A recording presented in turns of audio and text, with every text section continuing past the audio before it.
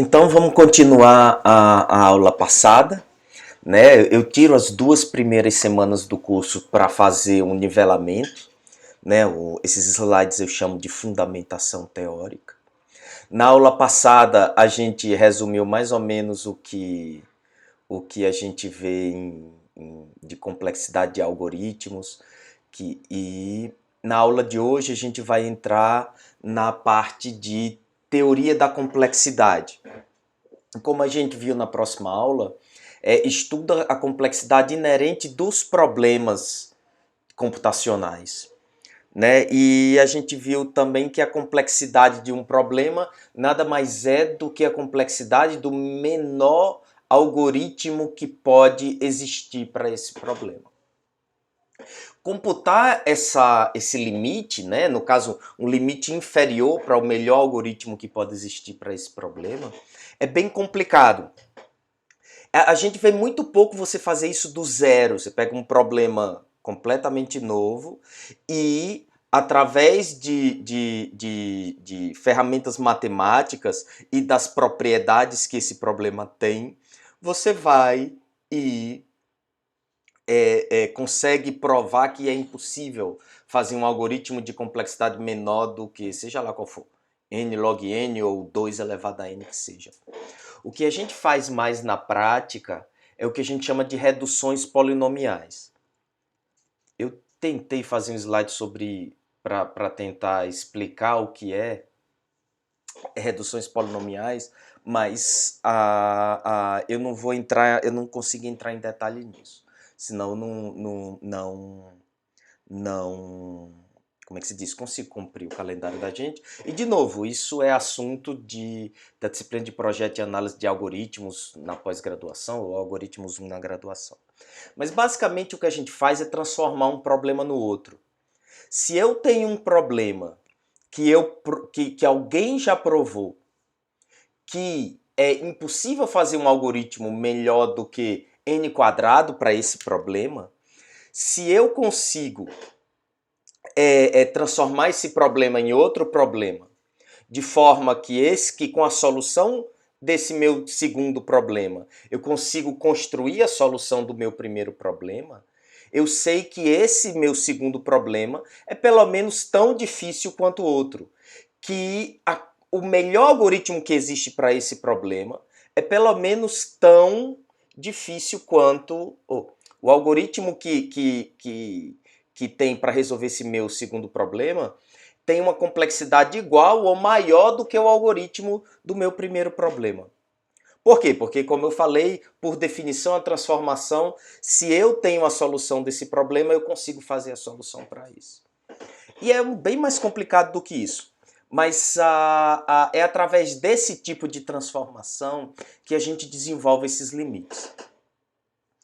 E aí eu vou falar mais depois. O que a gente chama de teoria da complexidade nada mais é do que, quer dizer, na verdade é um monte de coisa, mas o que é mais importante para a gente nesse curso, e o que é mais, quando se fala de teoria da complexidade a gente pensa nisso, né, porque a maior parte da teoria é focada nisso, que é basicamente você dividir os problemas computacionais em classes, né, grupos de problemas que têm características similares. Por que isso é importante para a gente? Porque quando a gente se depara com um problema novo e vai pensar qual é o tipo de algoritmo que a gente vai fazer para ele, a gente procura enquadrar esse problema em alguma dessas classes. Porque se a gente consegue enquadrar numa classe de problemas onde o estado da arte do conhecimento humano é capaz de resolver os problemas daquela classe em tempo polinomial, de forma exata, a gente vai atrás de fazer um algoritmo polinomial exato para aquele problema. Por outro lado, se o problema que a gente está se deparando, a gente consegue colocar ele dentro da caixinha, né, da classe, da caixinha dos problemas, que a gente não sabe como resolver em tempo polinomial, a gente tem uma informação importantíssima, porque agora a gente vai atrás de tentar ou fazer algoritmos que são exatos, mas que no pior caso podem demorar uma quantidade exponencialmente grande de tempo, ou a gente vai atrás de fazer heurísticas. Tá claro isso? Sim ou não? Existe várias classes de problemas. E um problema qualquer pode fazer parte de mais de uma classe. No caso da gente, a gente vai focar em classes muito específicas, tá? de problemas computacionais, que é a classe que a gente chama da classe dos problemas de decisão. Né? E problemas de decisão são problemas computacionais do tipo, dado uma entrada, né, dado um conjunto de dados, você tem que responder alguma coisa do tipo, você tem que responder uma pergunta do tipo sim ou não. Então, esses problemas eles são bem interessantes porque você sabe qual é o conjunto de valores que a resposta pode ter, e esse conjunto é muito pequeno, né? É sim ou não, e mais ainda, todos os problemas de decisão têm o mesmo contradomínio, né? As respostas de todos eles são iguais, né? Ou é sim ou é não. O conjunto de respostas são iguais. Isso é bem interessante na hora que você vai desenvolver uma teoria. Eu sempre gosto de ressaltar que o que a gente realmente está interessado são nos problemas de otimização. Porque no mundo real você quer sempre melhorar alguma coisa, né? Minimizar custo, ou maximizar lucro, ou minimizar risco ambiental, ou maximizar a satisfação do cliente, coisas desse tipo. Então, por que essa teoria é importante? Né? Porque você sempre consegue enunciar uma versão de decisão do teu problema de otimização, que é o próximo slide. Né? Para todo problema de otimização, você pode enunciar uma versão de decisão do tipo, por exemplo, eu tenho um problema de otimização que é o problema do caminho mais curto. Eu quero saber o menor caminho da UFMG para o Savassi. Eu sempre uso esse exemplo. E o resultado disso é um caminho, é uma sequência de arestas num grafo, ou de segmentos de rua, que sai da UFMG e chega no Savassi. Mas você pode enunciar um problema de decisão que está diretamente relacionado com esse. Né? Eu posso enunciar um problema de decisão do tipo, eu consigo sair da UFMG e chegar no Savassi por um caminho que tem menos de 8 quilômetros, ou K quilômetros, onde K é qualquer valor. Sim ou não? Sim ou não. E a gente diz, e é menor ou igual, tá? E a gente diz que a gente a gente diz que essa é a versão de decisão do problema do caminho mais curto. Você pode ter o equivalente para um problema de maximização. O problema da mochila, por exemplo, que a gente viu na aula passada. Você quer maximizar o benefício dos itens que vão na tua mochila. Você pode anunciar uma versão de decisão do problema da mochila como, dado um conjunto de itens que tem um peso e um benefício, e dada a capacidade da mochila, existe um subconjunto de itens que cabe na mochila, cujo benefício é maior ou igual que um valor K qualquer, sim ou não. O que interessa pra gente quando a gente vai tratar o problema é um problema de otimização. Mas na hora que a gente consegue classificar a versão de decisão dele, a gente aprende um monte sobre o problema de otimização da gente. Por duas razões. Por um lado, se a versão de decisão do seu problema de otimização é fácil, você consegue construir um algoritmo para o teu problema de otimização. Por quê? Bem por cima. né? Se eu sei, se eu consigo perguntar se eu consigo responder de forma eficiente, vamos falar em termos mais gerais. Existe um caminho que chega da UFMG para o Savassi em menos de 8 quilômetros, sim ou não? Se a resposta é sim, então eu sei que dá para fazer em 8, eu quero o mínimo. Então o que a gente faz é uma busca binária. Aí eu pego 8 e divido por 2. Existe um caminho que da UFMG para o Savassi em menos de 4 quilômetros, sim ou não? Se a resposta é não, eu vou e pego o meio entre 8 e 2. E quanto? 4, né? Porque menos que 4 não dá. Aí eu vou em 6. Existe um caminho com 6, sim ou não? E o algoritmo que responde sim ou não, em geral, ele consegue lhe dizer qual é o caminho que dá aquele valor, né? Que dá a resposta sim ou não. A gente vai entrar nisso daqui a pouquinho. E então você, com a quantidade polinomial de execuções desse seu logarítmico, né? Porque é uma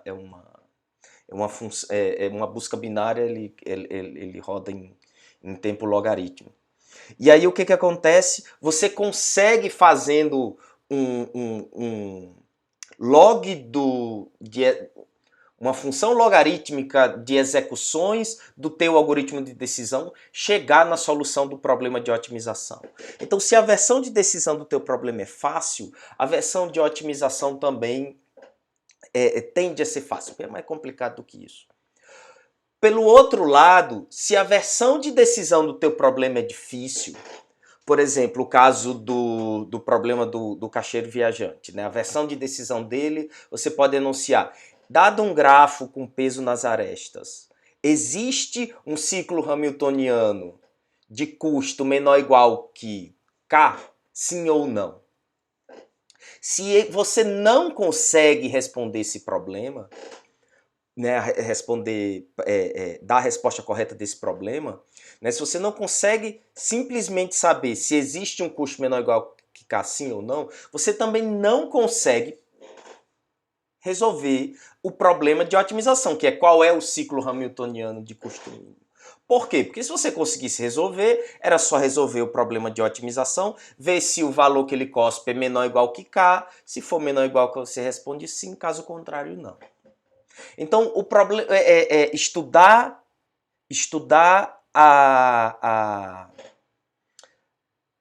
as propriedades da versão de decisão dos nossos problemas de otimização, das respostas que a gente quer para o nosso problema de otimização. Se ele é fácil ou se ele é difícil.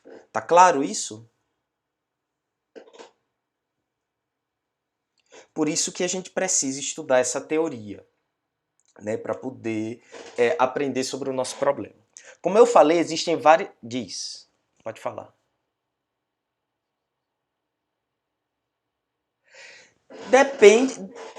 Depende da qualidade do profissional que você é. Depende da qualidade do profissional que você é.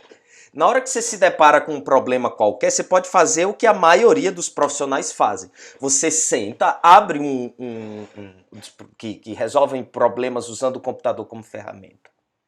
Você vai, a pessoa, sei lá, o cliente ou o product owner, ele te explica o que é que o problema que tem que ser resolvido, você senta no computador e começa a programar. E aí o que você faz? Qualquer coisa. Tá? Você não sabe se seu algoritmo é o melhor possível ou não, você não sabe se ele é bom o suficiente ou não. Você corre o risco de passar um tempão programando alguma coisa que não atende os requisitos de tempo do teu cliente. Você muito provavelmente, se não formalizar o seu problema, você vai entender uma coisa, né? Você começa por isso, inclusive, né? Uma coisa que acontece muito é você sentar e escrever um programa que resolve o problema que não é o do teu cliente. Porque o cliente falou alguma coisa, o product owner entendeu outra e você entendeu uma terceira coisa diferente. Quando você entrega tudo pronto, não era aquilo que você tinha que fazer. Então a primeira coisa para fazer é formalizar. E aí na hora que você formaliza o que é que você tem que resolver, você entrega, você mostra para a pessoa que está pagando e diz, é isso.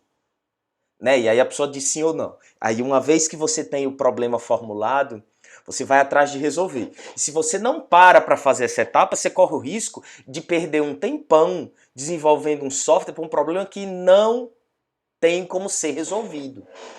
Um exemplo interessante disso é o problema da tabela do campeonato de futebol, né? Onde os times têm que jogar dentro de casa, fora de casa, alternado. Nenhum time quer jogar 2 dias seguidos fora de casa. E nenhum time quer que o adversário jogue 2 dias seguidos em casa, porque é vantagem para ele.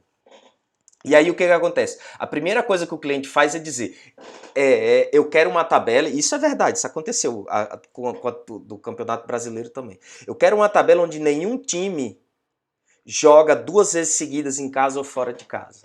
A primeira coisa que você tem que fazer é provar que é impossível isso ser feito. Você pode chegar e dizer, eu não consegui. E depois de ter investido um tempão tentando programar alguma coisa que cospe aquilo. Ou você vê, procura descobrir se é possível, quando depois você vê que não é, e aí você mostra que é matematicamente impossível fazer aquilo ali. Outra coisa,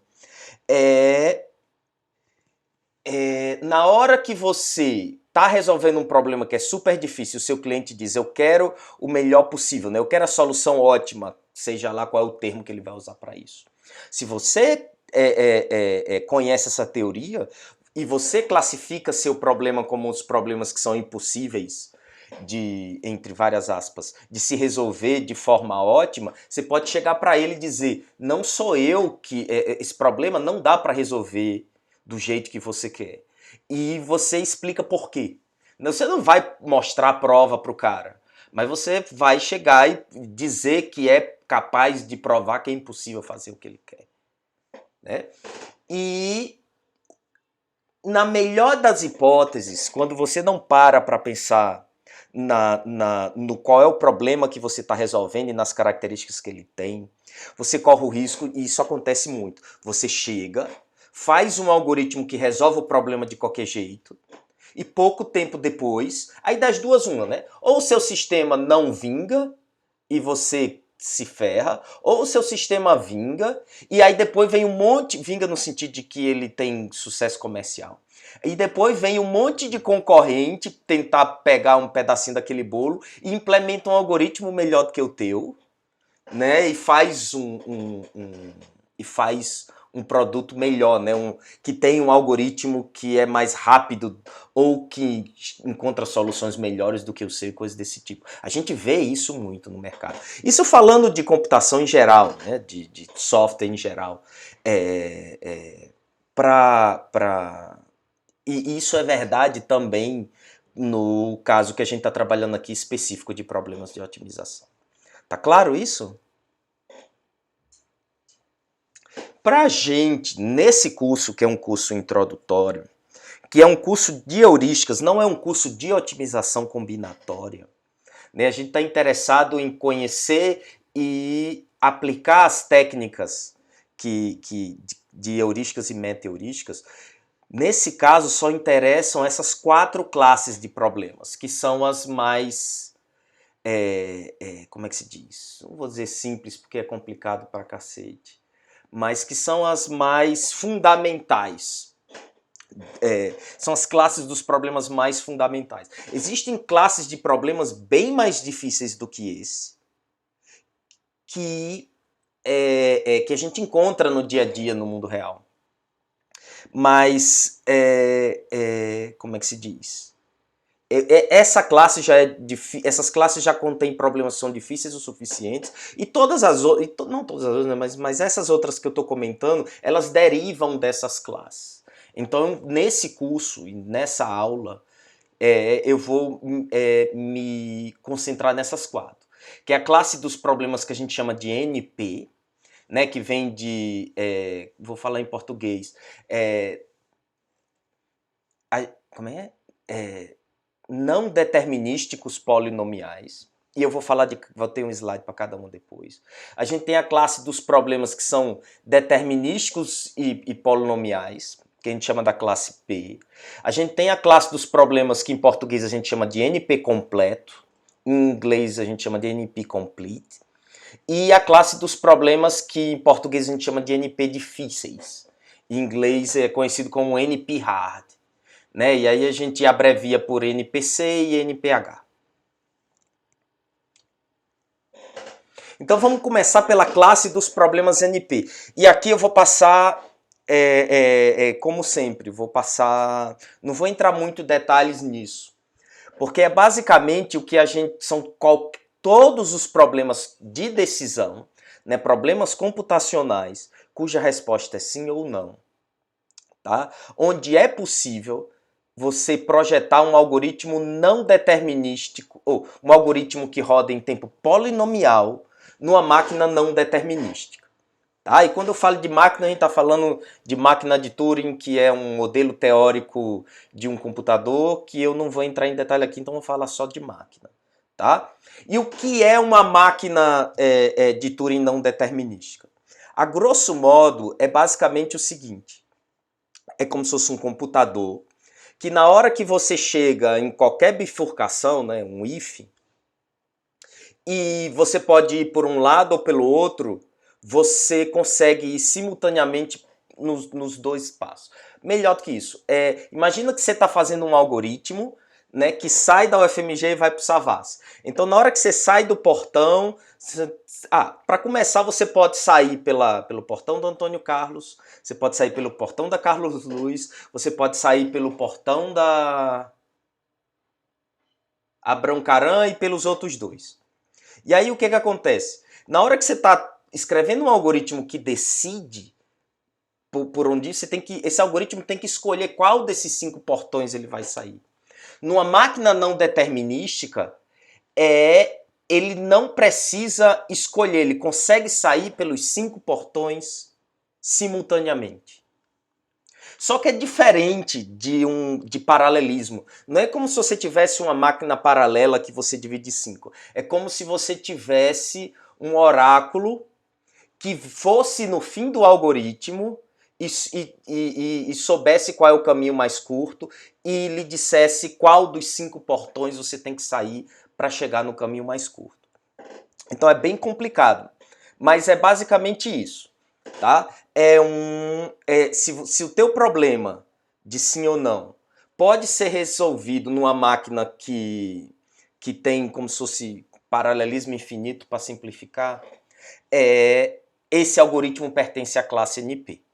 Ou seja, ela é uma classe bem grande, inclui um monte de problemas, porque se você tem paralelismo infinito, você consegue, no caso do problema do caminho mais curto, né, vamos falar de grafo para não ficar falando de rua. Se você tem um grafo e você quer saber do caminho mais curto entre um nó origem e outro destino, se você tem paralelismo infinito, para cada nó que você vai, você consegue simultaneamente para todos os outros, e no final das contas, você consegue em O do número de vértices, O de n, né?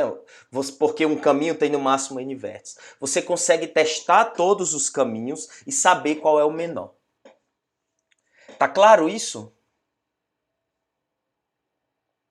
Tá claro qual é a ideia? Jóia.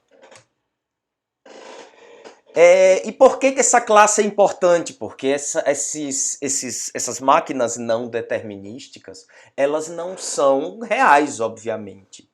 Elas são um modelo teórico. Por que esse modelo é tão importante para a gente? Tá?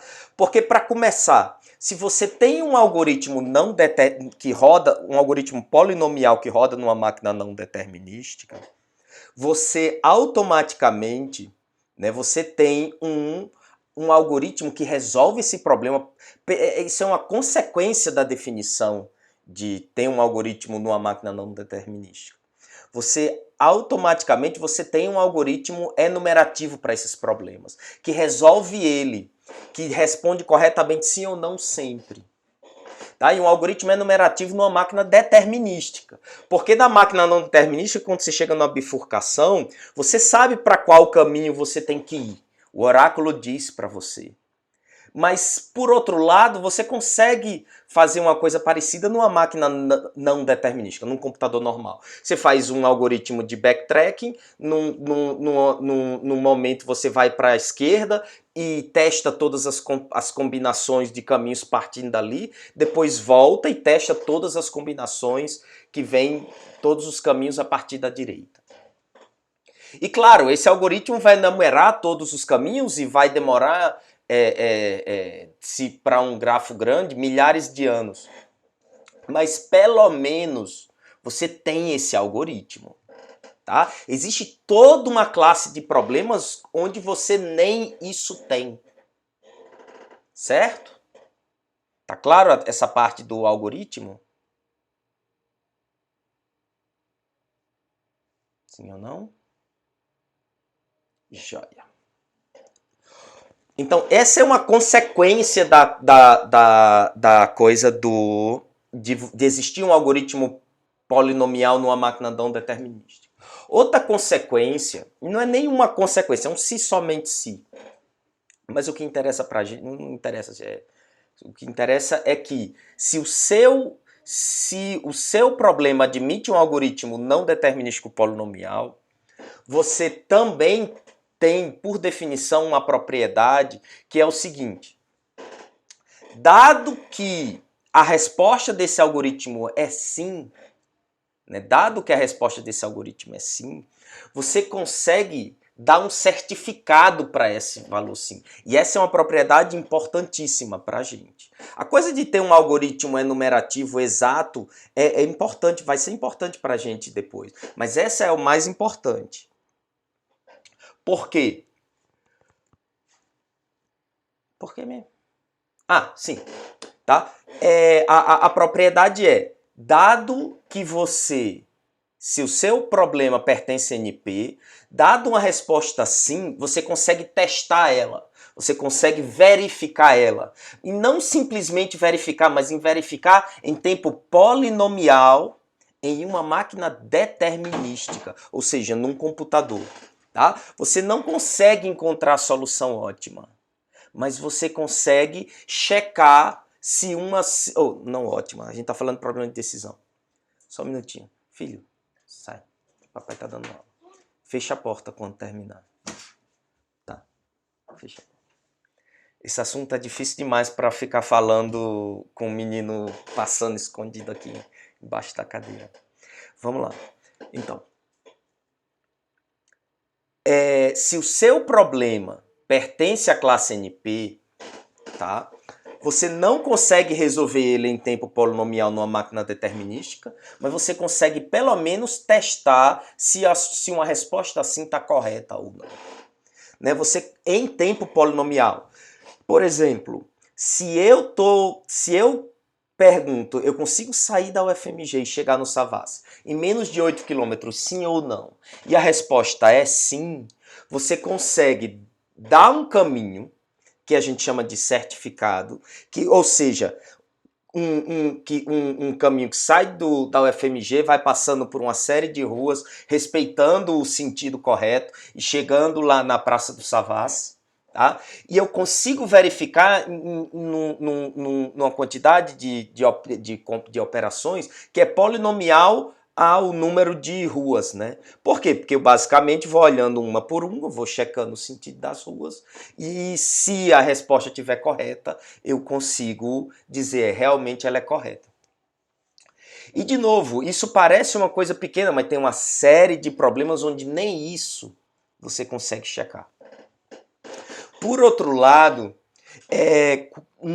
se o seu problema pertence a NP, se a resposta do algoritmo é não, você não tem, isso é uma limitação. Você não tem como verificar, tá, uma resposta não. Por exemplo, tem como chegar daqui para o Savassi, da UFMG para o Savassi, em menos de 8 km, sim ou não? Se a resposta é não, você não tem como checar se essa resposta é não, é verdadeira em tempo polinomial. Porque para verificar se realmente é impossível, você tem que enumerar todos os caminhos da UFMG para o Savassi, somar o custo, né, a distância de cada pedacinho de rua, E olhar que nenhum desses todos os caminhos, nenhum deles tem custo, né? Tem a distância é menor ou igual que 8 quilômetros, né? Todos são maiores do que 8 quilômetros. Tá claro isso? Sim ou não? Joia. Existe todo... Opa, sim, joia. Beber uma aguinha que eu tô gripado, tô começando a ficar rouco. Por que que isso é importante pra gente? Tá? Porque a gente não está focado em problemas, a gente não está interessado em problemas de decisão em geral. A gente tá interessado na versão de decisão dos problemas de otimização que a gente encontra. E a consequência disso é que se a versão de decisão do problema de otimização que você tem está em NP, quer dizer que você consegue testar em tempo polinomial, ou seja, de forma eficiente, tanto a viabilidade de uma solução, né, se ela satisfaz todas as restrições do problema, e você consegue testar também o custo daquela solução em tempo polinomial. Tá? Isso, a princípio, parece que é meio que óbvio, mas o que a gente estuda hoje na área de heurísticas são heurísticas para problemas onde o custo de testar se uma solução é viável ou não, o custo computacional de simplesmente testar se uma solução é válida ou não, é exponencial no pior caso. E a gente quer a melhor de todas. Tá? É isso que a gente estuda hoje na área de heurística. Mas esses problemas já são complicados demais para esse curso. A gente está interessado aqui em problemas onde eu quero a melhor solução, mas que pelo menos, dado alguma coisa, eu consigo checar se ela é válida e quão boa ela é, em tempo polinomial. Tá claro isso? Sim ou não? Tá?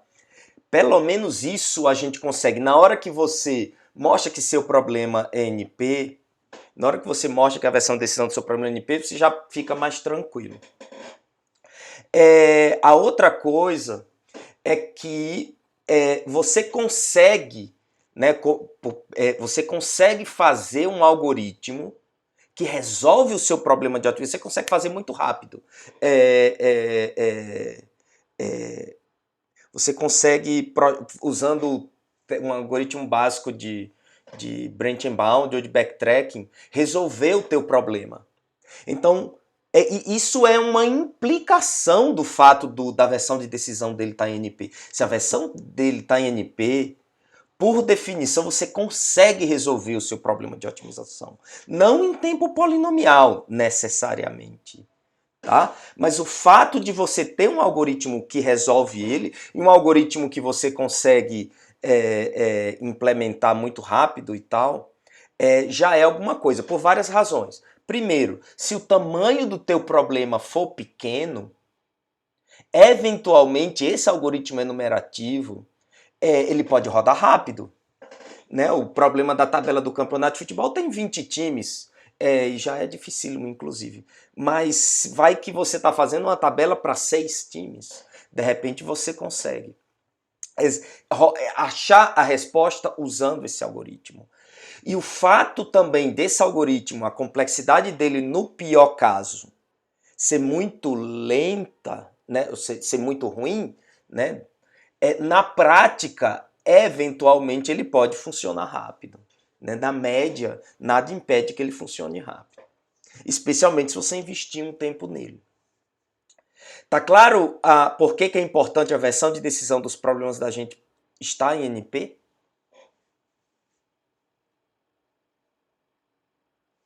Sim ou não?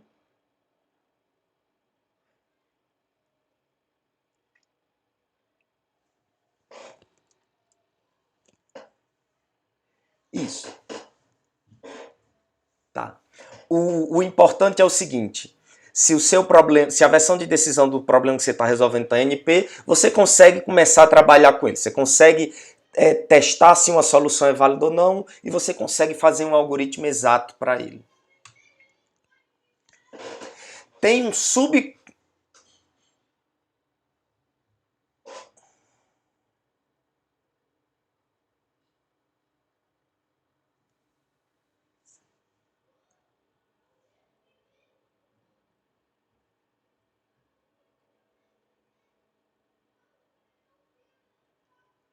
Você consegue testar a viabilidade em todas as situações. Dado uma solução por problema, você diz isso serve ou não. E aí você consegue dizer sim ou não se ela serve em tempo polinomial. Tá? Porque isso não é o caso para todos os problemas computacionais. Tem problemas de otimização que são tão difíceis que simplesmente testar se uma solução é válida ou não, ou testar quão boa ela é, não vou dizer impossível, né? Não se sabe como. Não se sabe como. E o problema de você sair programando sem pensar é que você corre o risco de implementar qualquer função que mede quão boa ela é, e essa função tá errada, e depois você não conseguir, você cuspir alguma coisa que você acha que é boa, mas na verdade não é. Existe um subconjunto dos problemas em NP, que é o que a gente chama dos problemas que polinomiais. Tá? E são os problemas onde não simplesmente existe um algoritmo polinomial que resolve ele numa máquina não determinística. Tá? Existe um algoritmo polinomial que resolve ele numa máquina determinística. Tá? Que é o exemplo, por exemplo, do problema do caminho mais curto, né, que sai de um vértice, que acha o caminho mais curto de um vértice a outro no grafo.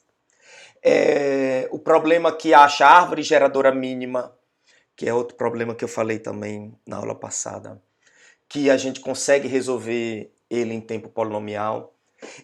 Esses problemas eles pertencem à classe NP, mas eles são mais fáceis do que outros problemas que existem em NP, basicamente por causa disso, porque a gente consegue resolver eles numa máquina de verdade que existe. Tá claro isso?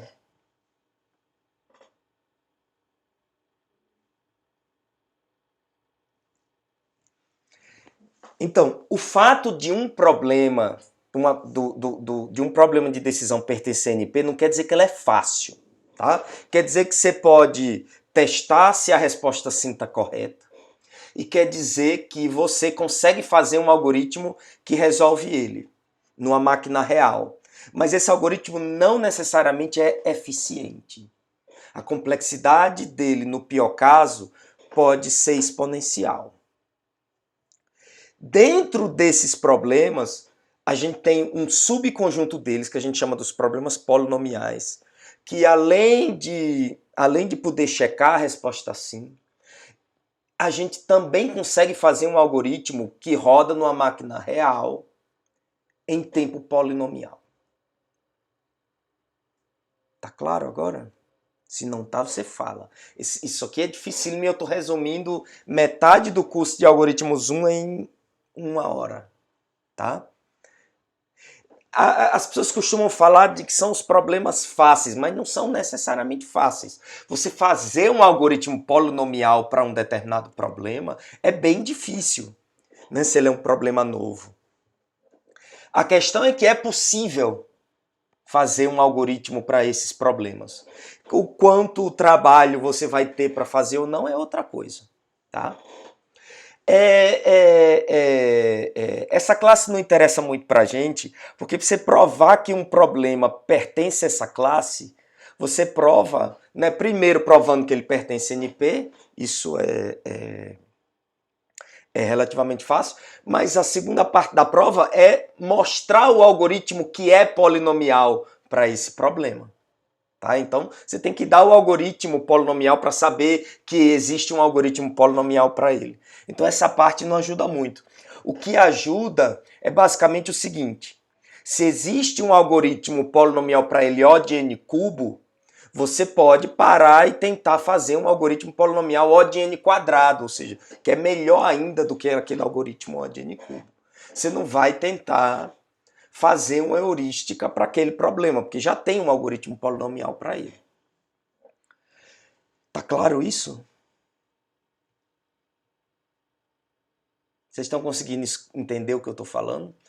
Porque eu estou rouquinho. Mas a gente chega já no que interessa para a gente.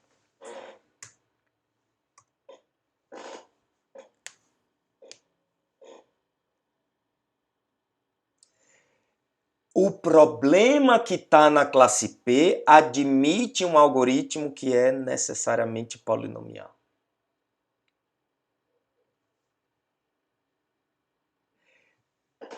Isso.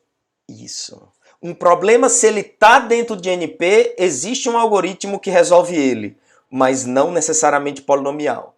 Desses, tem um grupinho que admite um algoritmo polinomial, que é o P.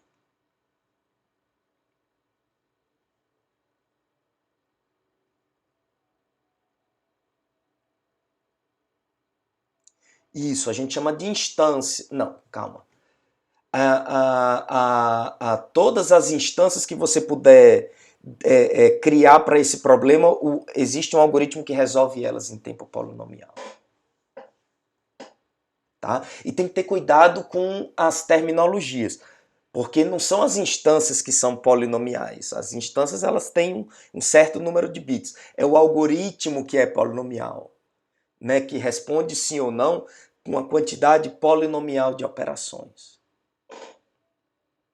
Certo? E como eu falei, isso aqui como eu falei na primeira aula, o objetivo dessa aula é dar uma ideia geral para quando vocês forem para o livro, vocês consigam entender isso melhor. Se vocês forem atrás disso, né? Porque você pode não ir, tá? Mas um designer de algoritmo, a primeira coisa que ele faz é isso, é tentar entender o máximo possível do problema para ter a maior quantidade de informação possível para projetar o algoritmo para aquele problema. E pelo menos 60 minutos disso o cara tem que entender, escutar. Né? E vocês não vão ter que provar isso nessa disciplina. Essa aula é para vocês entenderem por que a gente estuda heurísticas depois.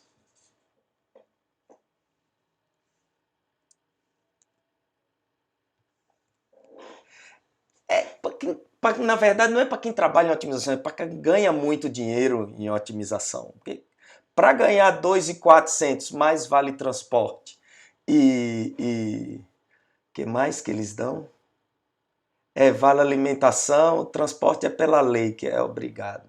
Mas e tipo um panetone no fim do ano, você não precisa entender essa teoria. Tá? Se você quer realmente resolver os problemas que ninguém sabe, porque que ninguém sabe como resolver, você tem que sentar e conhecer o seu problema. Tá? A gente vem para a universidade, eu repito muito isso, para aprender a resolver os problemas que ninguém sabe como resolver. Os que as pessoas já sabem como resolver, tem um monte de gente já fazendo. Né? E se ninguém conseguiu resolver até o momento que você pega ele, você tem que ter uma base para poder começar a pensar na solução daquele problema.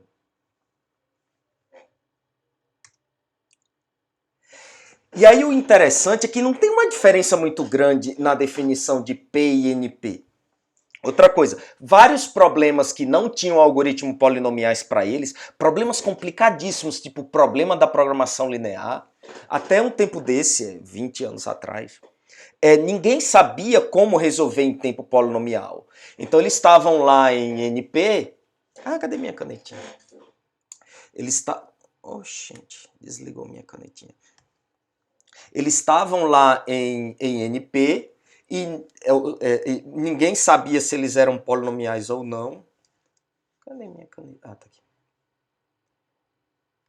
Ela desconfigurou. Deixa eu ver se... não consigo. Tudo bem, eu faço com o mouse. E em algum momento alguém chegou lá e deu um algoritmo polinomial e jogou esse problema para dentro da classe P. Vários problemas muito difíceis. À medida que a computação foi evoluindo, as pessoas foram sendo capazes de projetar algoritmos polinomiais para esses problemas. E daí que começou a surgir a pergunta literalmente de 1 milhão de euros, que é se existe algoritmo polinomial para todos os problemas em NP. A gente não sabe absolutamente nada que diga que isso não é possível. Pelo contrário, vários problemas que muita gente achava que eram impossíveis, as pessoas conseguiram eventualmente achar algoritmos polinomiais para eles.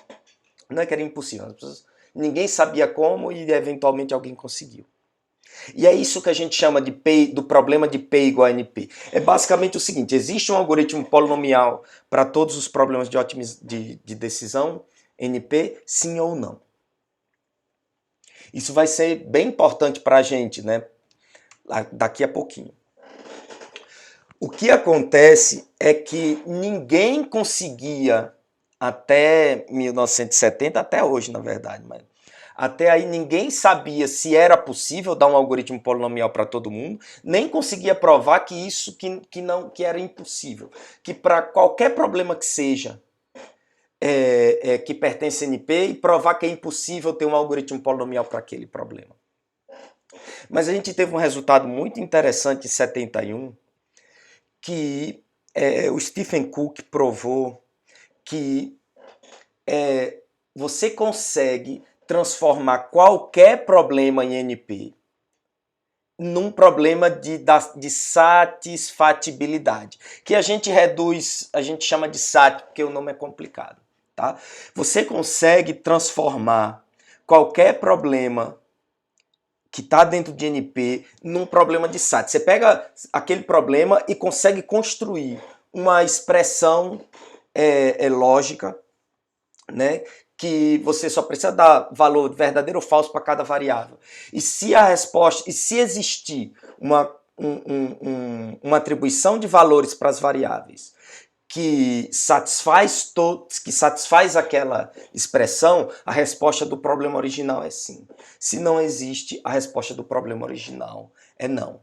Ou seja, se você tem um algoritmo polinomial para SAT, que responde sim ou não para SAT, você tem um algoritmo polinomial para qualquer problema em NP. Porque você pega aquele problema, transforma em SAT, roda o algoritmo para SAT, e seja lá qual foi a resposta do SAT, você dá aquela resposta para aquele problema. Tá claro isso?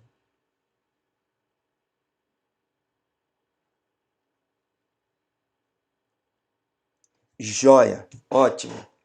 Eu vou...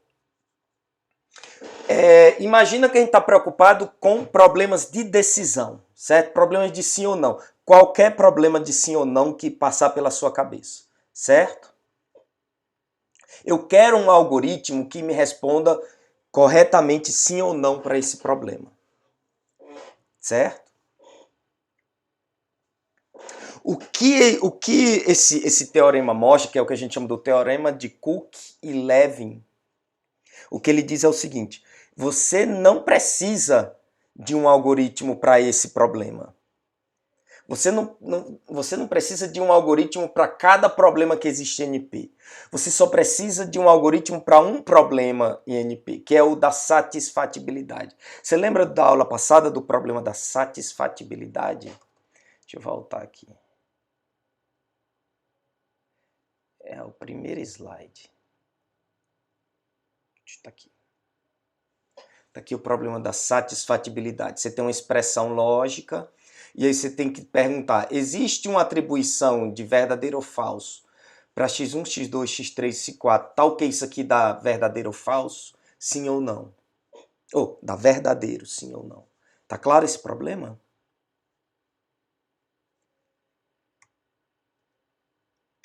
Ele é um problema de decisão, né? Porque a resposta dele é sim ou não. E ele é um problema que pertence a NP. Por quê?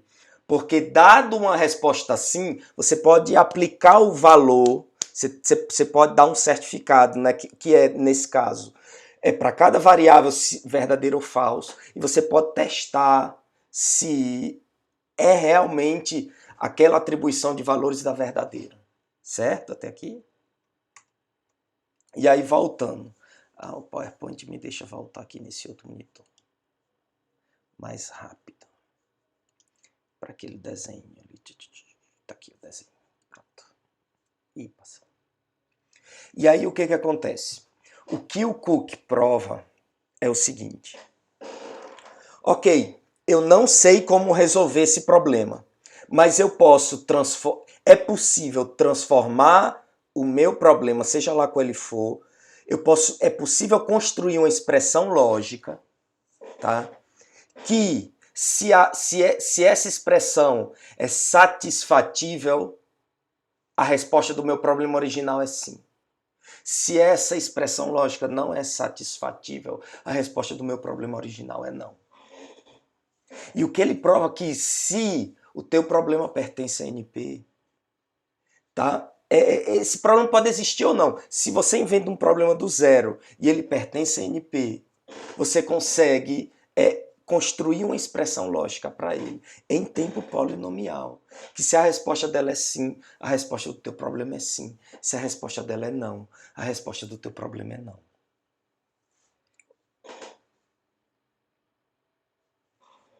Não. Ele mostrou que SAT é completo em NP. Que é basicamente o que isso quer dizer. Ele mostrou que SAT é completo em NP. Ele mostrou que se existe um algoritmo polinomial para SAT, existe um algoritmo polinomial para todo mundo que está em NP. Mas adivinha qual é a novidade?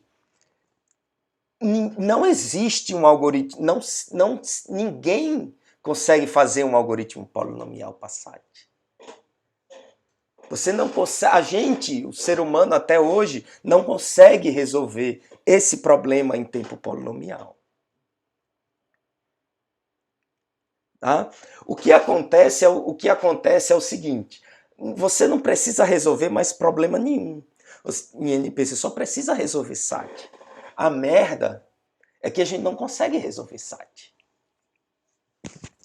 A gente não consegue provar que é impossível resolver SAT. Talvez exista um algoritmo polinomial para SAT, mas nada que a gente desenvolveu até hoje, nenhuma técnica, nenhuma teoria, foi capaz até agora de fazer um algoritmo que resolve o problema de SAT. E a gente está falando de sim ou não.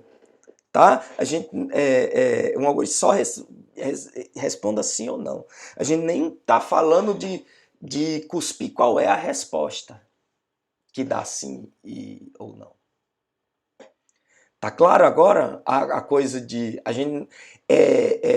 onde é que a gente está querendo chegar? A gente está querendo chegar que existem problemas, não é que são impossíveis de serem resolvidos, é que nenhum ser humano sabe como resolver em tempo polinomial. E por isso a gente vai precisar fazer heurísticas. É aí, exatamente aí onde a gente está querendo chegar. Tá claro onde é que a gente está querendo chegar? Mas vamos voltar aqui, mais uns 4 slides a gente acaba essa parte. E aí o que acontece? Ou seja, a gente só precisa resolver SAT. A questão é que a gente não sabe se a gente consegue fazer SAT ou não.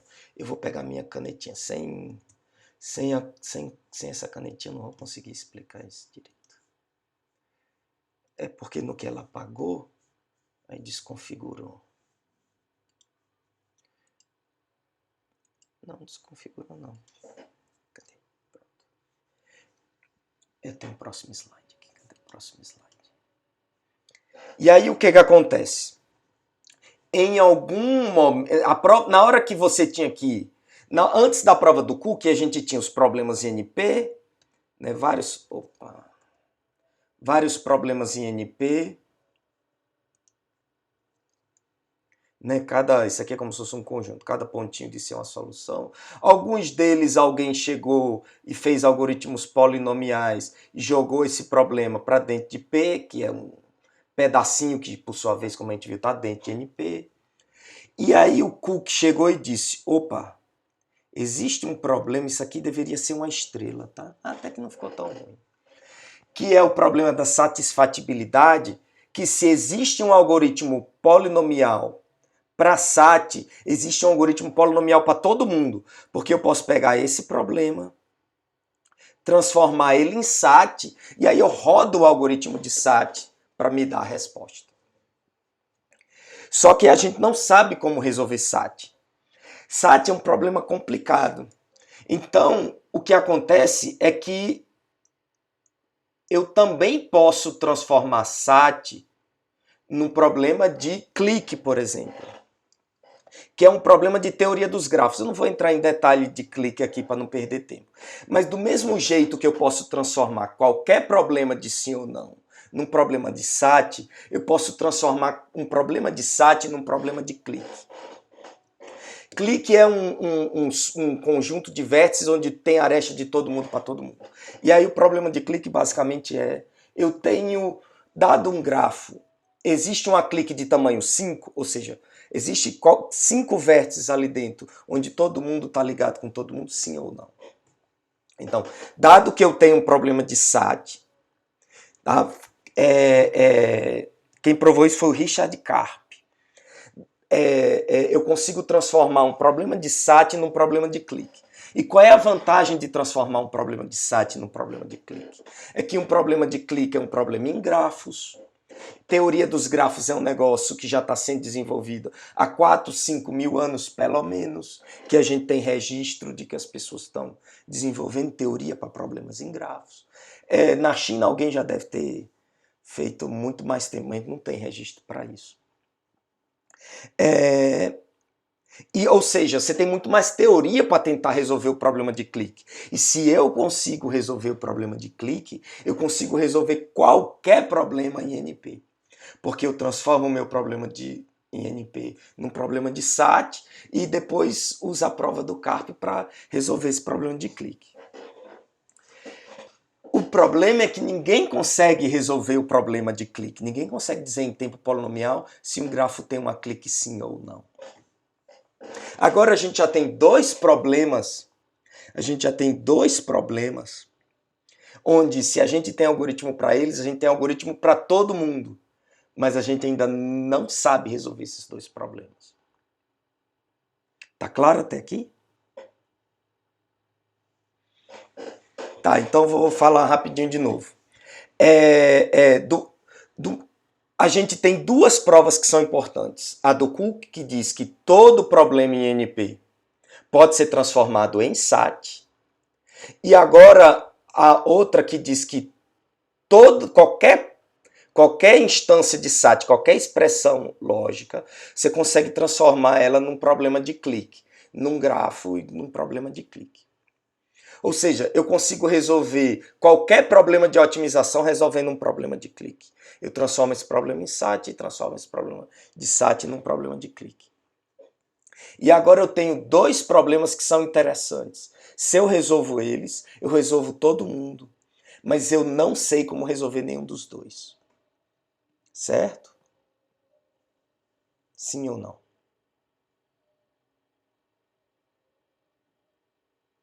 O problema de clique é, dado um grafo, né, vértices e arestas, existe um subconjunto de vértices de tamanho K, onde esses K caras estão ligados todos com todos. Sim ou não?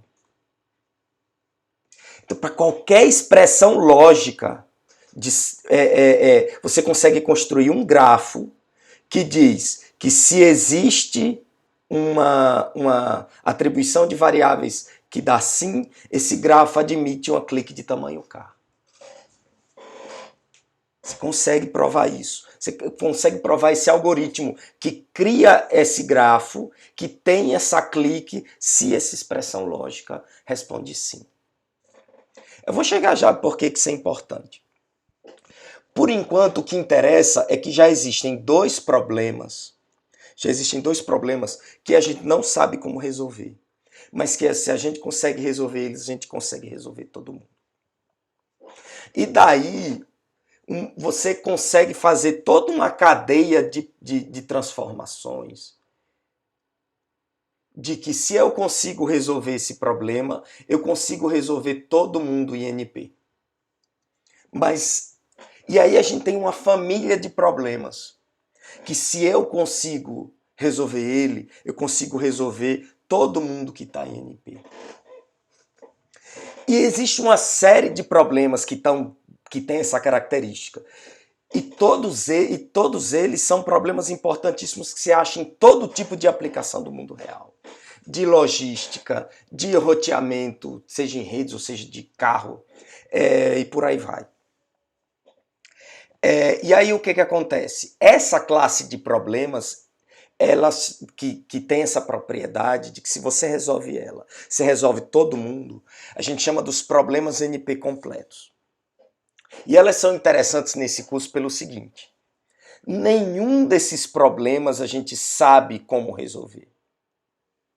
Tá? Então, como a gente não sabe como resolver em tempo polinomial, ou você resolve ela usando algoritmos exponenciais que podem demorar milhões de anos, ou você resolve usando heurísticas.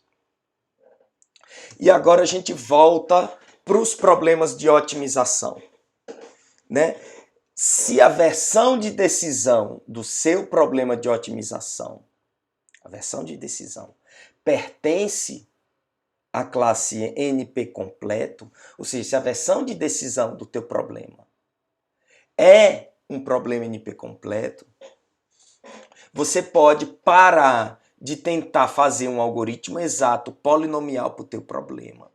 E aí você vai atrás de fazer uma heurística, se você tem que dar uma resposta em tempo polinomial. Ou seja, para qualquer efeito. Se é um problema prático, você vai atrás de fazer uma heurística. Não posso falar isso, mas... se a versão de decisão do teu problema de otimização pertence é um problema NP completo, ou você vai atrás de fazer uma heurística polinomial, ou você vai atrás de fazer um algoritmo que, no pior caso, roda em tempo exponencial, mas você tenta baixar esse tempo o máximo possível, para, sei lá, 1, 2 dias no máximo, coisa assim. Tá claro isso? Isso vocês não podem deixar de entender. Se o seu problema de otimização, se a versão de decisão dele é NP completo, você vai atrás de fazer, você desiste de tentar fazer um algoritmo polinomial para ele e vai atrás de fazer heurísticas ou um algoritmo exponencial. Tá claro isso?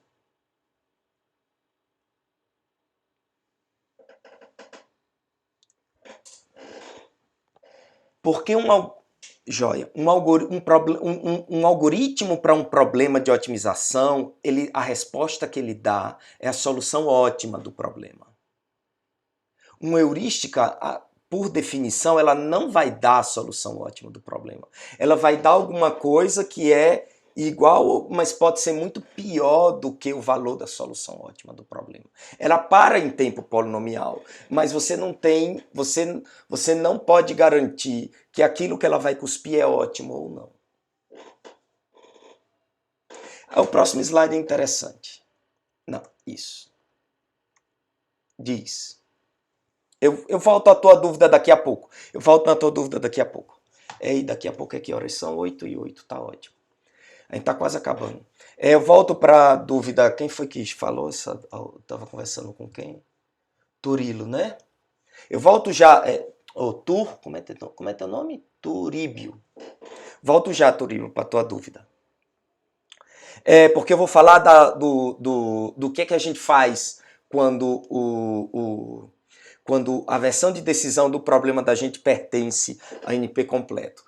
Porque a única coisa que a gente pode dizer com certeza até agora é que você desiste de fazer um algoritmo exato e polinomial para o seu problema.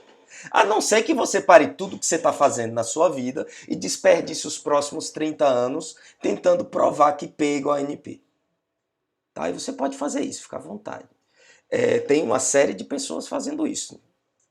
Definitivamente nenhum deles conseguiu até agora. Eu conheço pelo menos uma pessoa que passou a carreira dele inteira e se aposentou agora antes da reforma da Previdência, tentando fazer um algoritmo polinomial.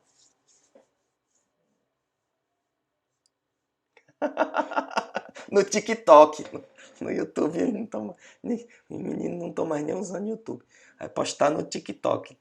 Mas pode ser, pode ser muito simples também. Mas a gente não sabe, a gente simplesmente não tem teoria o suficiente, nem para mostrar esse algoritmo, nem para provar que ele é impossível. Quem foi que chamou? Depois eu vou voltar para a dúvida do Turíbio daqui a pouco. Fala, Tainá.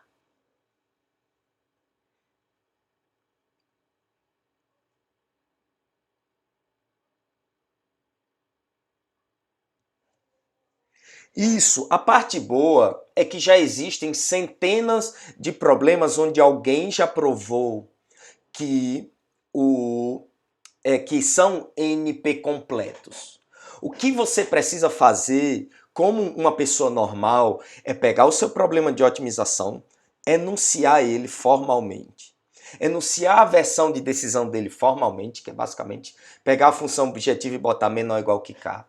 Pegar um problema NP difícil mais parecido com ele e mostrar que você consegue resolver esse problema NP difícil usando um algoritmo para o seu problema. Isso, em geral, é relativamente fácil, porque um problema do mundo real é tão complicado que ele, em geral, é uma generalização de um problema teórico bem difícil. Você vai chegar lá, você tem um problema de otimização de portfólio. Em algum lugar dentro dele vai ter um problema da mochila, falando bem grosseiramente. E se lá dentro dele ele tem um problema da mochila, né? Eu tenho um dinheiro limitado e quero maximizar lucro, na hora que você enuncia isso formalmente, você está aprovando uma transformação do problema da mochila para a versão de decisão do seu problema e automaticamente tudo isso que eu falei é válido para o seu problema do mundo real. Na pior das hipóteses, você não vai fazer essa prova, mas quando você vê um problema da mochila ali dentro, apesar de que você só vai ter certeza absoluta que o seu problema a versão de decisão dele é NP completo, mas você já tem segurança o suficiente para sair fazendo heurísticas para o teu problema original. Então, você não precisa escrever as fórmulas, provar, mas pelo menos se você sabe disso, você tem uma ideia de que se o teu problema inclui um problema de caixeiro viajante, ou da mochila, ou de vários problemas clássicos que são NP completos, você já tem uma segurança de que não adianta investir para fazer algoritmos polinomiais para aquele seu problema. Por outro lado, se não tem, é o caso de, em vez de você fazer uma coisa que é subótima, você investir um dia, 2 dias, 1 mês, 2 meses, para fazer um algoritmo polinomial para aquele problema. Tá? Porque se existe um algoritmo polinomial para um problema parecido com o seu, e você vai e tenta usar a mesma técnica que o cara usou para fazer aquele algoritmo polinomial para aquele problema parecido com o seu, para fazer um algoritmo polinomial para o seu problema. Né? Em vez de ir marretando uma coisa que é subótima. E claro, talvez você não precise disso, mas os caras que ganham a vida bem fazendo algoritmo, especialmente para os cientistas da computação, não são os engenheiros de produção que fazem isso, são cientistas da computação, os matcomp e o pessoal de sistemas de informação, que vão atrás de fazer esse algoritmo polinomial. Agora, se você faz um heurística, depois vem um cara e faz um algoritmo exato, o mínimo que você vai ficar morto de vergonha. Né? Porque se dá para fazer ótimo, você não faz uma heurística. Uma vez um colega meu da UFMG, eu não vou dizer quem é, professor da UFMG, disse: os algoritmos genéticos são mais inteligentes do que a gente. Aí eu disse: pode ser mais inteligente do que você. Tá? Do que a gente, não. E a gente vai ver o que é um algoritmo genético lá na frente. É mais inteligente do que a gente. Eu falei: não, pode ser mais inteligente do que você. Tá? Porque ele resolve, mas ele não... a gente está falando num contexto de um problema que dá para resolver em tempo polinomial. Eu cheguei e digo, esse problema dá para resolver em tempo polinomial. Quer fazer um algoritmo genético, tudo bem, ele vai demorar mais tempo, vai dar uma solução pior. Graças a Deus, ele não ficou chateado comigo. Eu acho que ele não entendeu o que eu quis dizer. Tá? E aí, vamos lá. A gente está interessado em problemas de otimização. Antes de ir para o slide do último slide. A gente está interessado em problemas de otimização sempre. E até aqui, a gente está só falando de problemas de decisão, né, em geral. Apesar de que a gente está interessado na versão de decisão dos nossos problemas de otimização. Então, para não ficar falando de se a versão de decisão do seu problema de otimização é NP completo, A gente, em geral, se refere a uma classe de problemas que a gente chama de NP difíceis, em português. Em inglês, a gente chama de NP hard, ou NPH. E aí, a definição da classe é basicamente o seguinte: é qualquer problema, seja ele de decisão ou não, ou seja, inclui os problemas de otimização e qualquer outro, que são pelo menos tão difíceis quanto todos os problemas em NP. Basicamente, para não falar mais de teoria abstrata, todos os problemas de otimização cuja versão de decisão é NP completo, por definição, é um problema NP difícil. Certo? Por quê? Porque se eu consigo resolver esse meu problema de otimização, eu consigo resolver a versão de decisão dele e, consequentemente, eu consigo resolver todos os problemas em NP. Então, todos os problemas de otimização cuja versão de decisão é NP completa, por definição, é NP difícil. Por outro lado, existe um monte de outros problemas que não são de otimização e que são NP difíceis também. Tá claro isso?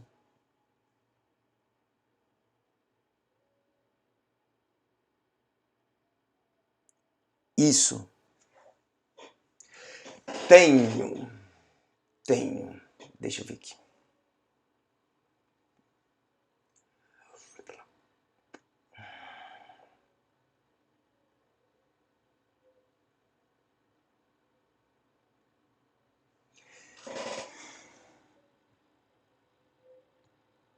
Não tenho. O problema do IC do Eduardo é justamente isso. Não, o problema da parada é mais complicado do que isso. Tá? O problema da parada, ele é um problema indecidível. Tá?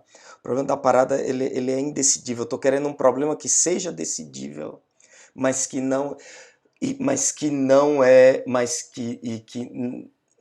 é NP, mas é NP difícil. Tá? Por definição, o problema da parada é o seguinte: dado um algoritmo para qualquer problema, e você põe ele para rodar, ele para ou não. Né? Porque você tem problemas onde você não sabe nem se o algoritmo vai parar ou não. Deixa eu ver.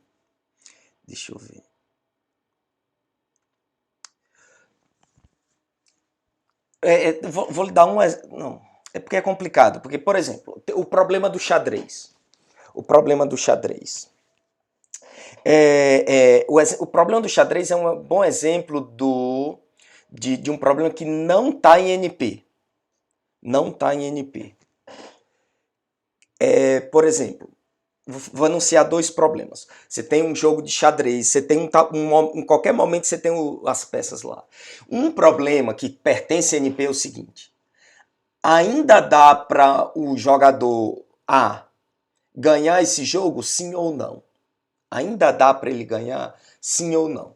E aí esse problema pertence a NP porque dado qualquer tabuleiro, se você responde sim, dá, você consegue anunciar a sequência de jogadas aonde ele consegue ganhar. Certo?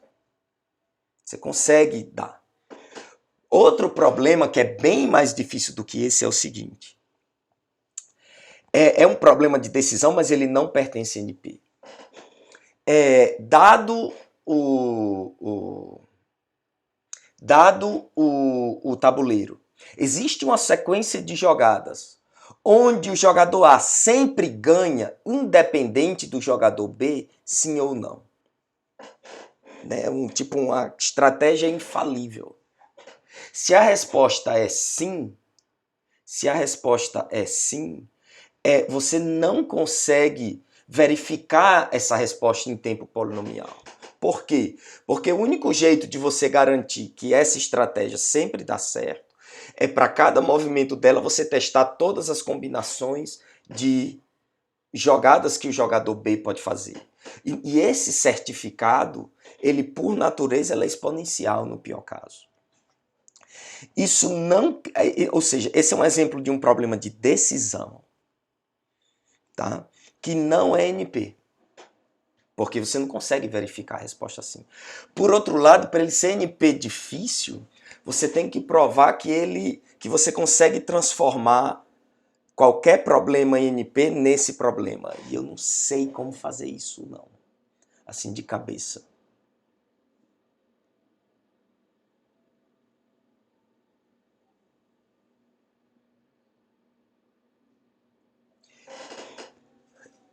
Nota, o problema da soma de subconjuntos, o que é o problema do subconjunto? Dado um conjunto de números, existe um subconjunto deles cuja soma dá K, sim ou não.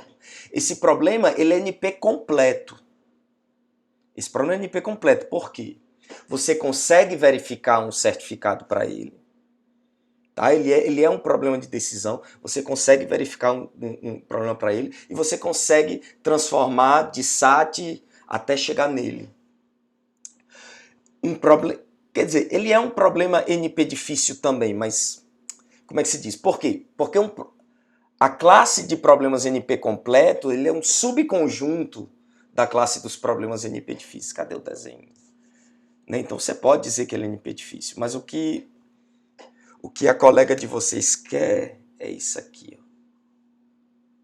Eita, o que foi que eu fiz? Isso.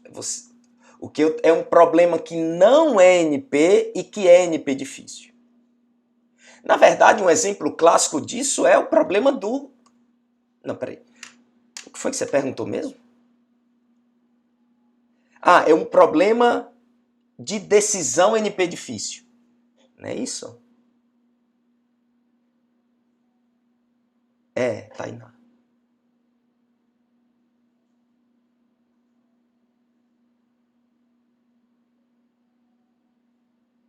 Isso. Que não é isso. Para começar, o que o teu colega falou foi o seguinte: todos os problemas NP completos, eles são NP difíceis por definição. Né? Porque eles são pelo menos tão difíceis do que qualquer problema em NP. Né? Então, todos os problemas NP completos são NP difíceis. Mas nem todo problema NP difícil é NP completo. Porque nem todo problema NP difícil pertence a NP. Pela definição da classe. Então, o que eu estava procurando era um problema de decisão que fosse NP difícil, mas que não pertencesse a NP. É porque está me fugindo. Está me fugindo. Mas eu não sei provar que ele é pelo menos tão difícil quanto qualquer problema em NP. Eu não sei provar isso, então eu não posso dizer com certeza.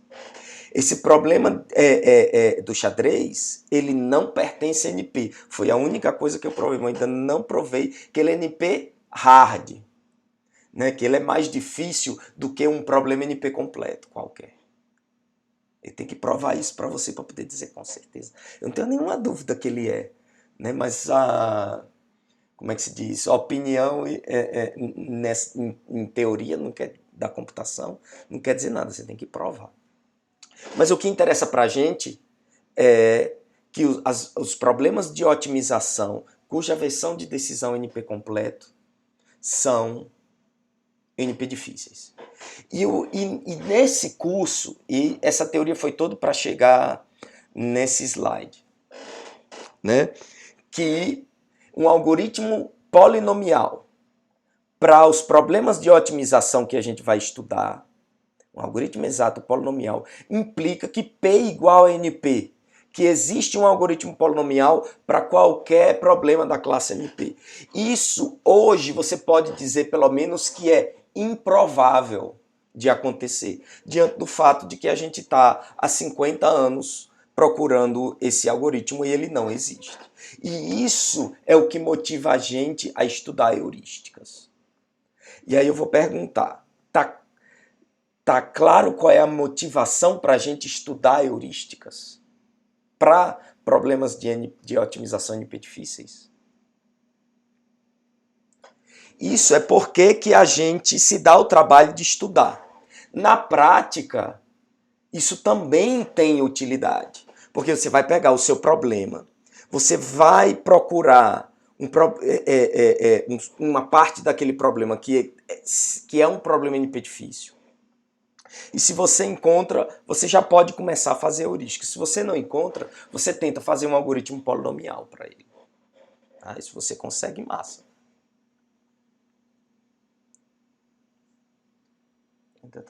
Isso aqui eu já defini. Isso. Aí, para fechar, o que acontece quando você está trabalhando com um problema que é NP difícil? Especialmente no nosso caso, né? Que são problemas de otimização NP difícil. Existem várias classes de algoritmos, né, de técnicas de construção de algoritmos. Né? Antes a gente estava falando de problemas. Esse slide, que é o que a gente vai ver na semana que vem, a gente vai focar nos algoritmos. Então, existem várias classes. Eu vou falar rapidinho, porque é importante a gente entender aonde as heurísticas se enquadram. Então, a gente tem algoritmos enumerativos, né, que pela versão de decisão do problema da gente pertencer NP, de quebra, a gente já tem um algoritmo que faz isso. Né? A gente já sabe que existe esse algoritmo. Inclusive, a gente consegue projetar um muito rápido, simplesmente enumerando todas as soluções. E claro, você pode projetar um que é mais rápido, mais eficiente, no caso médio, que no pior caso pode demorar 1 milhão de anos, mas na prática demora 10 minutos. Tá claro que um algoritmo enumerativo, ele simplesmente enumera todas as soluções, olha o custo de cada uma delas, cospe a melhor. Certo? Sim ou não?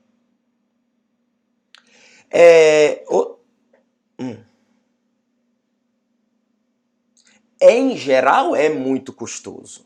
Em geral é muito custoso.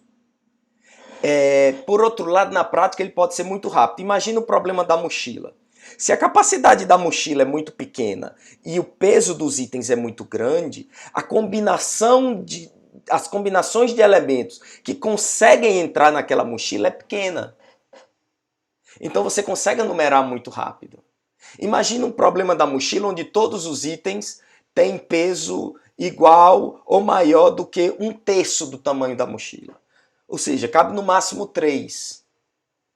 Então agora a quantidade de soluções que você tem que enumerar para esse caso é combinação de n 3×3. Que você consegue para um n relativamente grande ainda testar todas. Entende? Para casos particulares pode dar certo. Na prática, a gente consegue fazer algoritmos super eficientes. O problema do caixeiro viajante, a gente consegue resolver em menos de um mês para grafos com milhões de vértices e bilhões de arestas. Você tem aí, o maior que eu vi foi 4 milhões e pouco. Você consegue testar, enumerar 4 milhões fatorial de ciclos hamiltonianos e dizer qual é o melhor. Como eu vou explicar na aula que vem? 4 milhões fatoriais e você consegue provar matemática, fazer o algoritmo, provar que ele está certo. Em menos de um mês, rodando no Deep Blue. Lembra do Deep Blue? Era o que jogava xadrez. Mas você consegue hoje. Então não é que isso não é útil. O problema é que ele tem só limitação. Você abre mão de eficiência no caso médio. É isso que eu queria discutir com vocês. É o trade-off. Algoritmos enumerativos você garante otimalidade, mas você como é que você tem que flexibilizar a complexidade. Você abre mão da complexidade no pior caso ser polinomial. Algoritmos parametrizados, eu vou falar mais um pouquinho na aula que vem, vou dar um exemplo. Você garante a otimalidade, mas você abre mão que seu algoritmo seja polinomial no tamanho da entrada. Mas ele pode ser polinomial em função de outra coisa. Por exemplo, o algoritmo para o problema da mochila, a gente tem um algoritmo que roda na ordem de... Eita, já acho o negócio aqui doido. Da ordem de O de B vezes N, onde N é o número de itens e B é o tamanho da entrada. Desculpa. N é o tamanho de itens, o número de itens, que é o tamanho da entrada, e B é seja lá qual for a capacidade da mochila. Isso parece um algoritmo linear, porque a capacidade da mochila independe do número de itens. Por outro lado, você pode ter uma mochila com 5 itens, e a capacidade dela ser 1 trilhão elevado a 1 trilhão, um número arbitrariamente grande, e esse algoritmo com 5 itens demorar uma quantidade arbitrariamente grande de tempo para executar. Tá? Mas na prática, se a capacidade da mochila for pequena em relação ao número de itens, esse algoritmo pode rodar muito rápido. Tá claro que é um algoritmo parametrizado?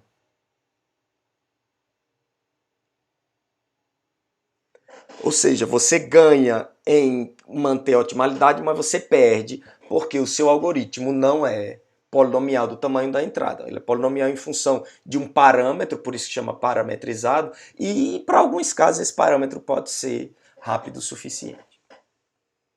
Depois a gente tem os algoritmos randomizados, que por definição são algoritmos que usam aleatoriedade, para, em vez de testar tudo certinho na ordem, enumerar cada solução, ele vai sorteando uma solução ou outra. E aí você pode achar a solução ótima mais rápido. Por outro lado, você perde você tem que abrir mão de ter um limite de tempo para a convergência do seu algoritmo. Ele pode parar muito rápido, mas ele pode parar no infinito. Ele pode rodar por infinitas iterações, mas você sabe que se você rodar até infinitas iterações, você acha a solução ótima. Mas o que acontece é que um algoritmo enumerativo, você só consegue achar a solução ótima com a quantidade exponencialmente grande de operações. Um algoritmo randomizado, muitas vezes você consegue achar a solução ótima mais rápido. Teoricamente ele não faz muito sentido não. Na prática esses algoritmos eles podem achar soluções rapidamente. Eles podem achar soluções mais rápido. Mas você só pode garantir que ela é ótima no infinito. O que caracteriza eles e o que vai diferenciar eles de uma heurística, por exemplo, é que você tem a garantia de otimalidade, mas só depois de infinitas iterações. Não, é complicado, porque no algoritmo randomizado você não... Você não tem como garantir que testou todas numa quantidade finita de tempo. Mas se você roda infinitas em alguma... As provas são basicamente isso. Aí você tem um algoritmo aproximativo, que agora você tem uma garantia de eficiência. Não necessariamente, mas ele pode ser exponencial no pior caso, mas em geral a gente está focado em achar algoritmos que param numa quantidade polinomial de tempo, mas não garantem a solução ótima. Por outro lado, eles garantem um limite de pior caso, tipo, o que eu vou cuspir é no máximo o dobro seja lá qual for o ótimo, o que ele cospe é válido e é no máximo o dobro. Tá claro isso? Você ganha em eficiência, mas você abre mão da otimalidade. Por outro lado, na prática, esses algoritmos eles performam muito mal. Na média, se você roda e executa, eles rodam muito mais, porque eles não são algoritmos projetados para funcionar bem na prática. Eles são algoritmos projetados para que você possa provar matematicamente que nunca eles vão dar mais do que 2 ou 3 ou 10 vezes o valor da solução ótima. Outro problema é que, em geral, essas aproximações são muito ruins. Elas são 10 vezes ou 100 vezes o valor da solução ótima. Ou a aproximação vai piorando com o tamanho da entrada. É comum você ter algoritmos que são N aproximativos. Por exemplo, se a tua entrada tem tamanho 10, no máximo ele dá 10 vezes o valor da solução ótima. Se ele tem 100, no máximo ele dá 100 vezes o valor da solução ótima. E na prática, tipo, 2 vezes pior do que a solução ótima, já é ruim o suficiente. Tá? Então, são algoritmos super interessantes que têm que tem uma importância teórica muito grande, mas na prática, você dizer que acha no máximo 10 vezes o valor da solução ótima, na prática o apelo desse tipo de algoritmo não é muito bom. Diz. Alguém falou? Então foi um chiado aqui.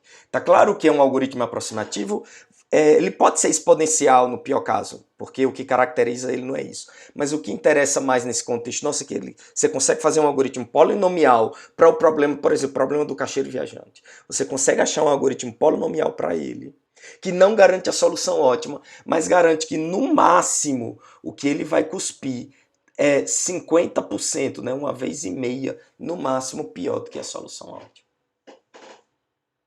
Isso é um resultado super interessante. Outra coisa que na prática desmotiva esse tipo de técnica é que, como para você poder fazer essa prova, o problema tem que ser muito bonitinho, muito comportadinho, e os problemas que a gente encontra no mundo real são super complicados, cheios de detalhes. E aí não quer dizer que você não consegue, mas é muito mais difícil no meio daquele monte de variáveis e restrições que a gente tem que atender, ainda conseguir extrair propriedades matemáticas e aplicar no nosso algoritmo para permitir provar um limite de aproximação. E por fim, a gente tem as técnicas que a gente vai estudar aqui, que é o que a gente chama de algoritmos heurísticos ou heurísticas, que são técnicas de construção de algoritmo que não garantem otimalidade, não garantem nenhum limite de aproximação e também não garantem, estritamente falando, que o algoritmo para numa quantidade de tempo polinomial. Você sempre consegue interromper o algoritmo depois de uma quantidade. Você pode dizer, roda 10 minutos e para. Você pode dizer isso. Qualquer algoritmo que não garante a solução ótima, você pode interromper ele. Mas a técnica em si, as técnicas em si, elas não prevêem que o algoritmo para depois de uma quantidade polinomial de execução, de uma quantidade de iterações que cresce sempre polinomialmente com o tamanho da entrada. Você pode forçar que o algoritmo faça isso, mas não é a ideia da técnica. Ou seja, você não garante a otimalidade, você não garante a aproximação e você não garante a polinomialidade do algoritmo. Então, por que a gente estuda isso? Porque, na prática, no mundo real, quando você vai resolver um problema de otimização, e quando eu digo na prática, quer dizer o quê? Se você tem uma quantidade de recurso limitado, pode ser memória, pode ser tempo, né? Ou em minutos, ou em ciclos de processador, no que seja. Se você tem uma quantidade limitada de tempo, as técnicas mais bem-sucedidas que existem para se encontrar a melhor solução possível, preferencialmente ótima, mas que se não ótima, a melhor possível, numa quantidade limitada de recurso computacional, de longe, o melhor que a gente tem hoje para resolver problemas de otimização são heurísticas. Tá? Você não garante a otimalidade, você não garante a aproximação, mas qualquer uma dessas outras técnicas, se você olha a literatura e você vê como esses algoritmos se comportam para uma quantidade limitada de recurso computacional. Se você tem recurso ilimitado, você faz um algoritmo enumerativo, mas para uma quantidade limitada de recurso computacional. As técnicas mais bem-sucedidas são essas que a gente estuda aqui. Claro, você vai encontrar problemas, um ou outro problema de otimização, onde o melhor algoritmo que existe é um algoritmo enumerativo. Na verdade, é um algoritmo de branch and bound. Tá? Mas é um ou outro problema específico, tipo o problema do caixeiro viajante, aonde centenas de pessoas estão estudando algoritmos de branch and bound para eles há 50 anos. Na prática, né, para um problema, para todos os problemas teóricos, se você tem recursos limitados, você quer a melhor solução possível, numa quantidade de recursos limitados, são essas técnicas que a gente aplica. Você vai ver as empresas de otimização, são essas técnicas que a gente aplica na prática.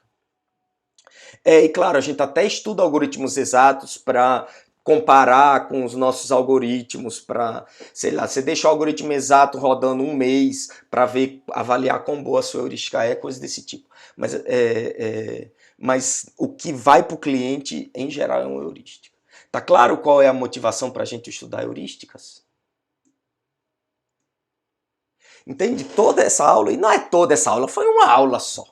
Onde eu passeio rapidinho pela teoria para a gente realmente entender e se interessar pelo que a gente vai estudar depois. Antes de entrar nas heurísticas propriamente ditas, eu ainda preciso mais de uma ou duas aulas para discutir isso aqui. Né? Porque heurística nada mais são do que algoritmos. E para a gente poder projetar as heurísticas, a gente tem que saber, pelo menos, conhecer as técnicas clássicas que a gente usa para projeto de algoritmos em geral, que são as técnicas de dividir para conquistar. E aqui eu vou dar um exemplo rápido de Brent Bound, programação dinâmica e algoritmos gulosos. Isso aqui é um curso inteiro de projeto e análise de algoritmos, que eu vou resumir em uma ou duas aulas. A minha ideia não é que vocês consigam projetar algoritmos de programação dinâmica com duas aulas. É que vocês pelo menos consigam entender os algoritmos que eu vou explicar para vocês. As heurísticas baseadas nessas técnicas que eu vou explicar para vocês lá na frente. Tá? Então a gente viu essas duas aulas na primeira semana de teoria da complexidade e vai ver mais duas aulas de design de algoritmos e depois a gente vai aplicar isso tudo no design de heurísticas. Tá claro o que é que espera vocês mais na frente? Diz.